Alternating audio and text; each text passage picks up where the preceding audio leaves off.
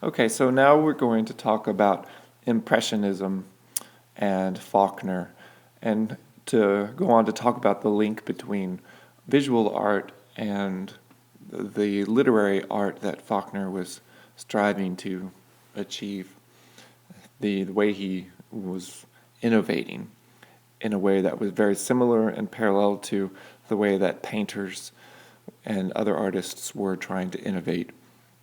I want to give you a brief definition of what impressionistic literature aims to do.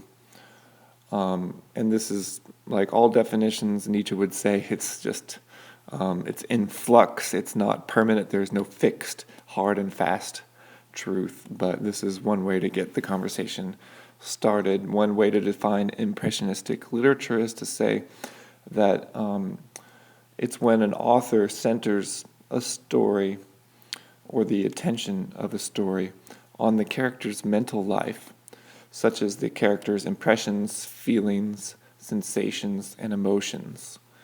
And the author is less interested in interpreting and explaining fully these impressions. He's just splaying them all out there on the page and letting the reader, in some ways, be confused so that the reader has to put all of the pieces together on his or her own interpretive level.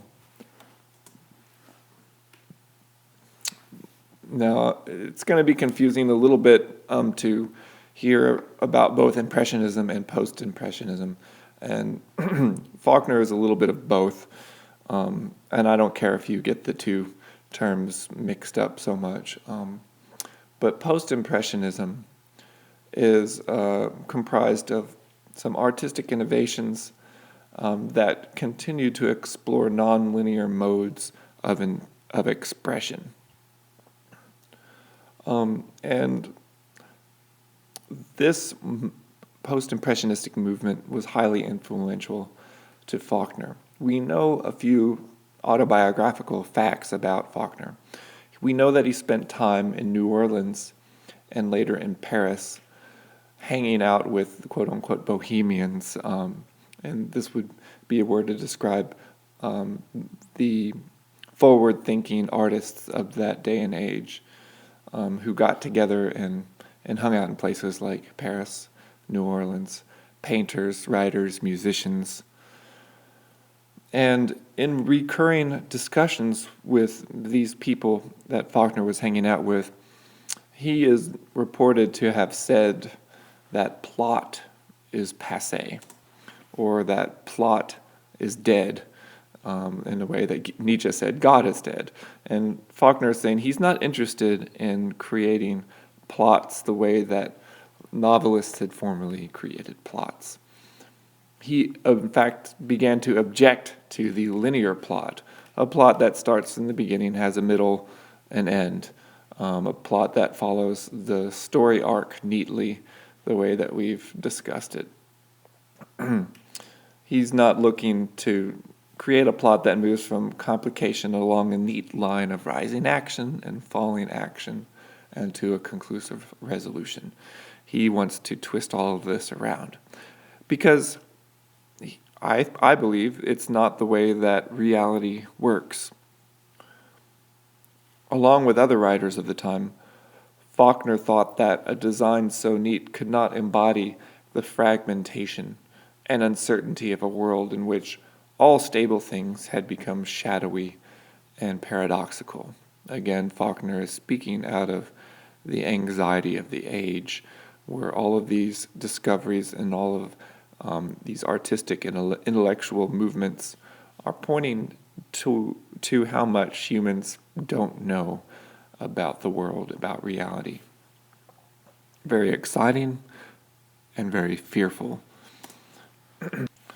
Okay, I'm going to leave it up to you in a classroom activity to look for painters that are doing something similar to Faulkner. But I will tell you a little bit about techniques used by some painters.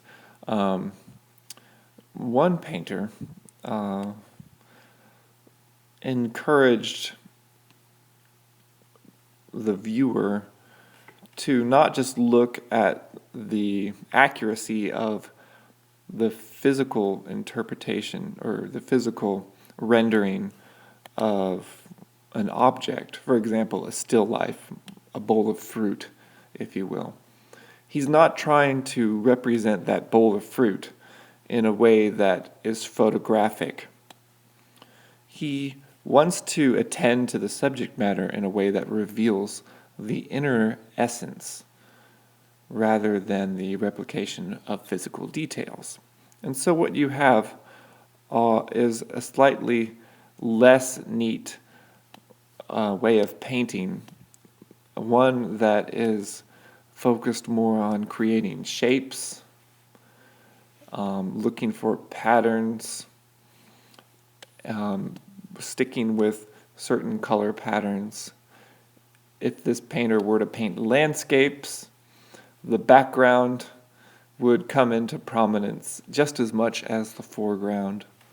There would be equal emphasis on both of these things. The subject matter, particularly in landscapes, would be reduced to geometrical shapes, such as triangles and cylinders, and some spherical shapes. And small details, like leaves or clouds, are given a lot of attention.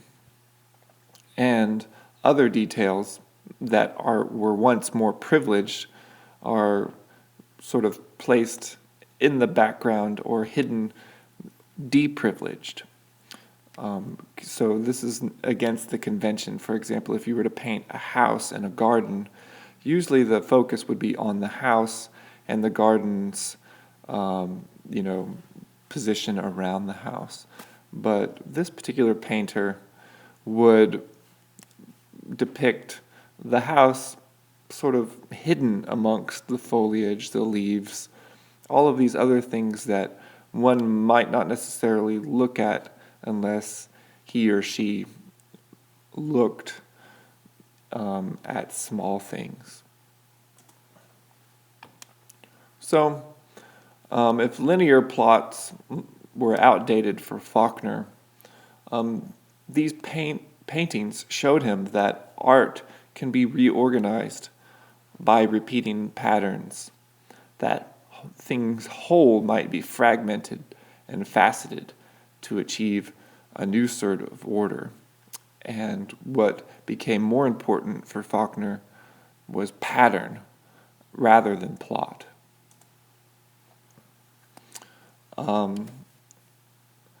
The first artist I was talking about, I'll just go ahead and say, his name was Cézanne. And another great artist is the artist Matisse. So I'll have you guys search for some paintings that do some of the things that I'm going to describe. But Matisse loved backgrounds, wallpaper patterns, tablecloth patterns that repeated, the same motifs. And oftentimes there weren't 3 dimensions depicted in his paintings. It was like there was one big flat, 1 or 2-dimensional canvas. And what this did was sort of confuse the eye of the viewer. Brushstrokes attempted to achieve emotion rather than achieve life-likeness. And Matisse also explored things from different angles at the same time. And this should sound very familiar with Faulkner, who is exploring a series of events from several different angles. Shapes and patterns for Matisse were essential in forming what we would call a collage, an arrangement of shapes. So I'll summarize some of the techniques that occur both in visual arts and in Faulkner's literature. One thing would be that the past and the present are flattened out. The foreground, the background, these things are flattened out. Motifs are repeated in a collage-like fashion. You think of certain motifs that are repeated, and as I lay dying, you can think of the sound of the saw, the mentioning of tools, of barn animals, horses, the coffin, the fish, ants' desire for teeth, buzzards, food. Also, the idea of the background and the foreground sharing privilege in the work. Well, we see this happening particularly with Darl and all the other characters, but Darl's mental landscapes, his mental positioning, or not positioning, but his what's going on in his mind is more important than what the plot is. And one wonders too if Darl is a representation of Nietzsche's philosophy. There are several minimalist observations, such as like the dirt worn in the path. There's lots of silence, less dialogue or sparse dialogue. Typological and grammatical leveling.